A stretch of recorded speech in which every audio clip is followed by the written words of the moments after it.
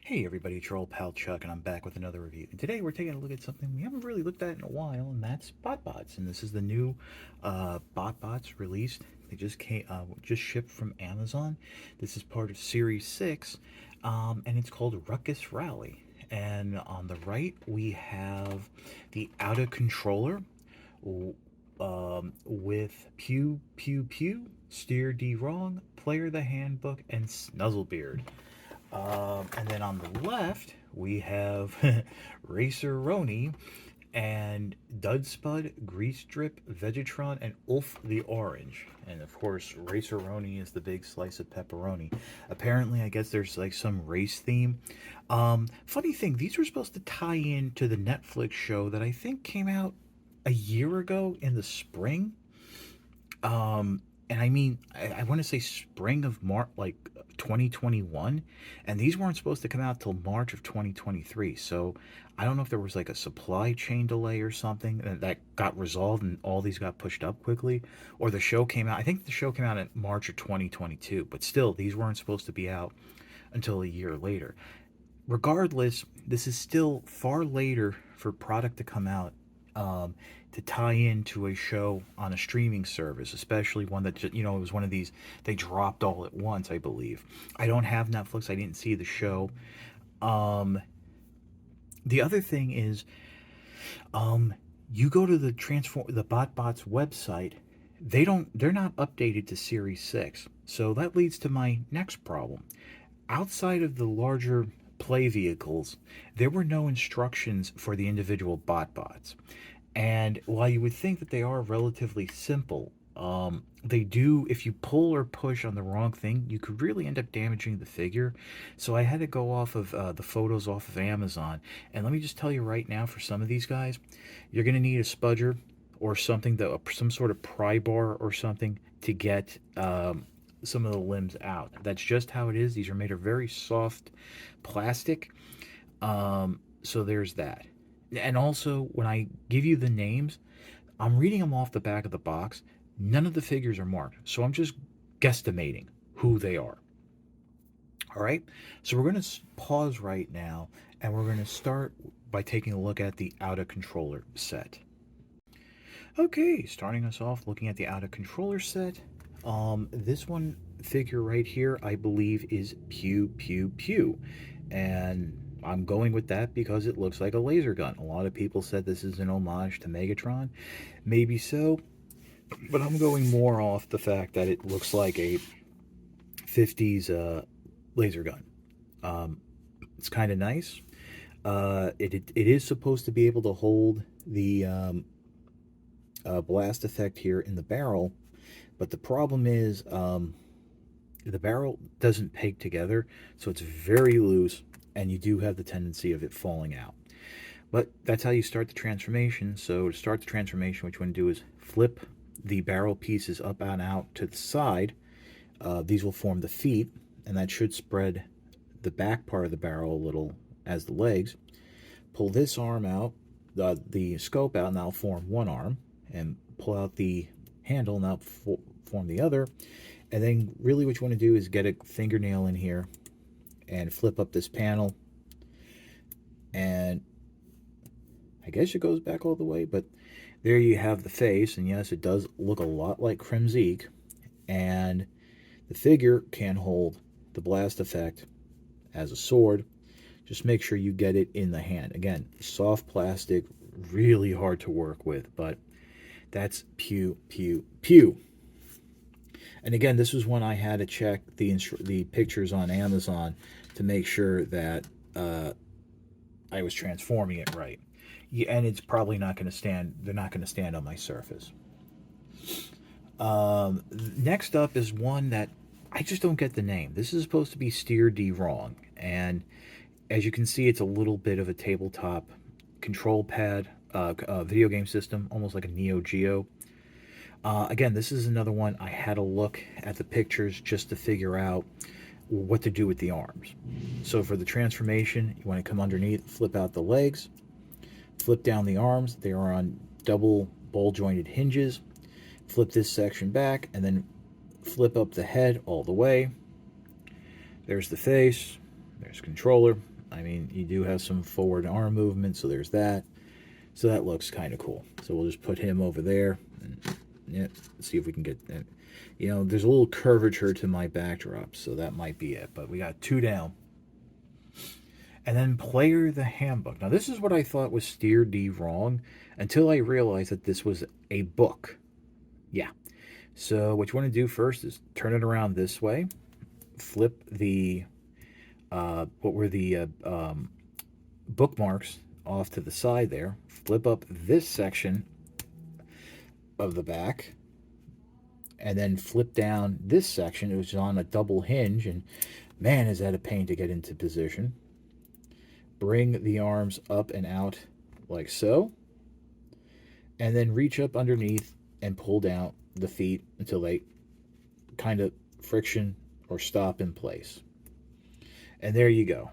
I guess this is like a Dungeons and Dragons little motif here, because you have a second one.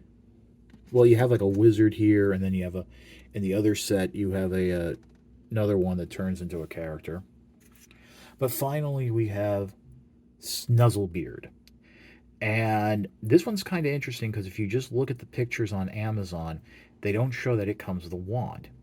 So it's kind of cool. First thing you want to do is turn it around, come underneath here, get your spudger, because I cannot do this without it, and get the feet started that they can slide out. They are in there very tight and really not fun trying to get out. But just slide them out like that. Bring down the back of the gnome head and hat. That will form the chest plate, and then bring the arms forward. And there you have Snuzzlebeard. One thing I should mention is these guys come pressure fit in a plastic tray. When you try to pop them out, like with Pew Pew Pew and this guy, you do run the risk of knocking their accessories out. So there is that. So that's the 4 of them. Now let's get to the big one here. This is the controller. This is based on a modern looking controller. Bots. The buttons spell out bots. It's a control pad. The buttons here work. The joystick doesn't move. So first thing we want to do is come around the back here, rotate these panels up as far as they'll go. There's a natural stopping point. Turn it around, flip down that panel, rotate the side guns out and forward, position them as you would. So there's that. Come into the back here, and this is nice. Push on that red section. That will help get this front part started, and pull it out. It's on a double track, so you have a double canopy there. And then finally flip up these sections, and they have little molded in control panels. And that's the big vehicle. You can put these guys in. There's no pegs or anything for them to hold on to or be pegged into.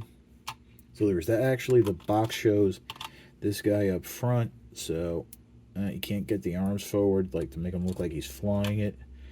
But yeah, I mean, it's a, and you have room for 2 more, because there's little. I mean, can these guys hold? I don't think any of these guys that came with it can actually hold on. Well, actually, wait, can this guy? You can kind of get him to hold on to the controllers, but I think it's just to put him in there, and this is their racing vehicle. So you swoosh. I like the transformation of the controller. That's kind of fun, and it gives you a place to put the figures.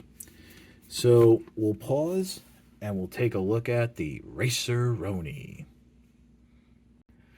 Okay, so here's the Raceroni Team. Obviously, it looks like a nice slice of pizza. It's not real. I did try it. It almost chipped a tooth, so, you know, don't do that. So to start off, looking at the BotBots, get these guys out of the way. First, we have Dud Spud. Kind of cool. Start the transformation. Come in the back here. Flip the legs forward.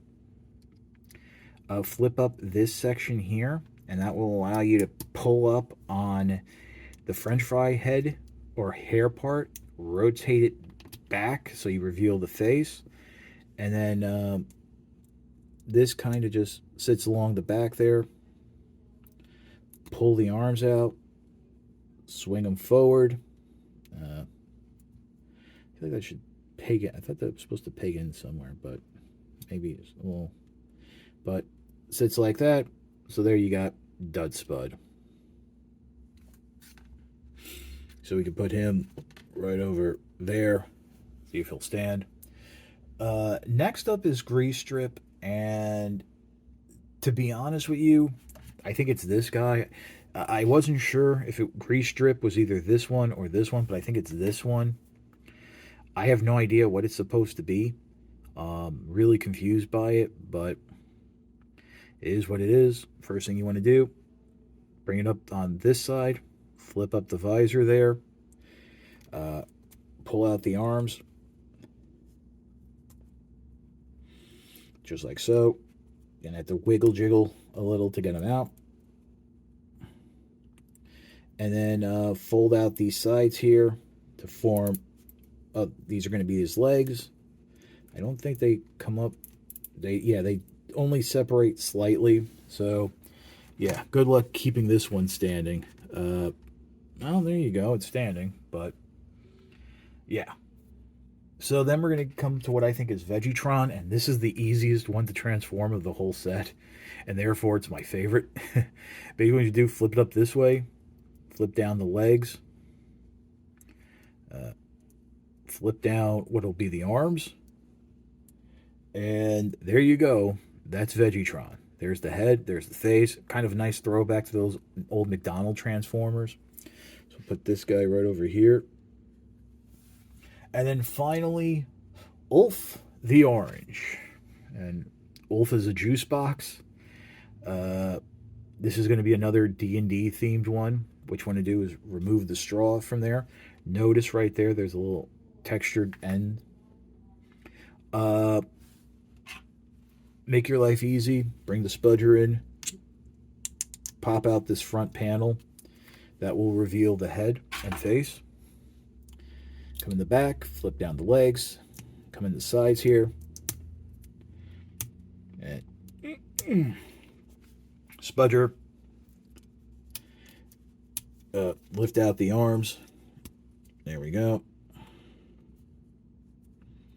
Yeah, kind of not a good idea to make these so tight that they can't slide out, that you need to use a tool, especially when these are designed for kids. And now what you do is, if you notice on the sides here, you have holes. So on this one side, you can plug in the shield, and then using that textured, tapered part of the straw, you can hold it here like it's a sword or something, and it's the Ulf is an adventurer.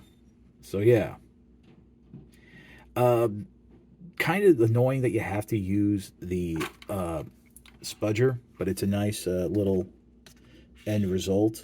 Oop. Let's see if I can get him to stand, but he has two accessories, which I find kind of interesting. So yeah, there's that. Oh, and I've chipped a nail trying to get this out. Oh, wonderful. Oh, I hate when that happens. All right, but finally we get to the Racer-Roni, the San Francisco treat. Racer-Roni, the San Francisco treat. Let's get these out of the way. And like I said, this is a nice slice of pepperoni. Again, the instructions aren't that clear on how to transform it, so I'm just going by my best estimates. First thing you want to do is pull up on the pepperoni and pull it out. Basically what you're doing is you're sliding it on this the little loop there till it locks into place. That's how you get the pepperoni wheels to spin. You pull too hard though, as you just saw, you can pull it out. Now on these back wheels, this is where it gets interesting, because the seats here can fold down and they have little grooves in them that look like the post from the pepperoni would fit in, but then the pepperoni doesn't fit as flush on top of the pizza. So I don't know. And then finally come in the back here, pull off this section of the crust, flip it down, the clip there, you get a post. There's a missile in there. missile in a crust. Things I never thought I'd say. And it just pegs in right there. And here you have your Raceroni in car. And you can actually slide it on a track. So that is kind of cool. I guess if you want to adjust it. Now, interestingly enough, there's only really 2 seats. Here and obviously here. The box shows guys standing in the wheel well, like so. Ulf the orange, though, that really doesn't fit, and apparently they also show somebody riding on the cannon, which you can't do because they can't spread their legs. Is that supposed to come out a little? That missile? Well, oh, it looks like a dolphin. It's a dolphin missile, but so yeah, there's that. And it rolls, and it does roll, but I got to tell you, the pepperoni is like, there's really no clearance, so just be careful if you're doing this on a hard surface. So I guess that's about it. How about we come back for some final thoughts? There's a lot to unpack with these BotBots. Right off the top, I have to say, I don't enjoy them as some of the ones I've handled in the past, just because I found them to be that much harder to transform, and the lack of instructions to even just give you a clear understanding of who is who, that's a problem. And I really had an issue with that. The vehicles, they're fun to transform, and I appreciate the effort put into it, but I think there was a little more that could have been done. The plastic feels very hollow, and I think there could have been a better way to mount the figures into it. Yes, this is designed for younger kids, but younger kids aren't going to have a spudger, and like I said, I didn't need them. I mean, I broke a nail just now trying to do this, so there is that. Also, the show they're supposed to promote has been, it's on Netflix still, but I think most people who are going to watch it have watched it, and kids have moved on, so I don't know if there's going to be an interest in the product. There are other larger sets, but unfortunately I'm not really interested in those because there's no easy way to get a full and proper set. If you, Amazon is selling these as actually a set of 2, so one order, one listing gets you all of this. If I was going to say get one, I would go with the Outta controller just because the BotBots there are a little bit easier to transform. You only needed to use the spudger on one of them. But I gotta say, the Racer-Roni does look kind of cool and funny. I mean, it has a cannon that's launching a dolphin missile. I mean, how does that work? But yeah, so really ultimately the decision is up to you. You know yourself best. You know what you're going to enjoy. So that's about it for the review. If you like this review, please consider liking, commenting, and subscribing. That will help the algorithms and tell YouTube that my channel should be exalted and held upon high. 98% of you are not subscribed. Why not? Get subscribed. You'll have more fun that way. If you want to make the ultimate sign of support, yes, I am mentioning it again, I do have a Patreon.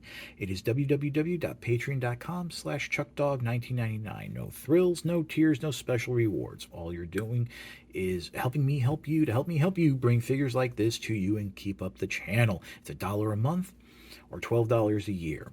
We're getting into the holiday season, so if you have a little extra cash once you're done taking care of your families and what have you, maybe toss it my way. But as I always say, the views on my videos are more than thanks enough.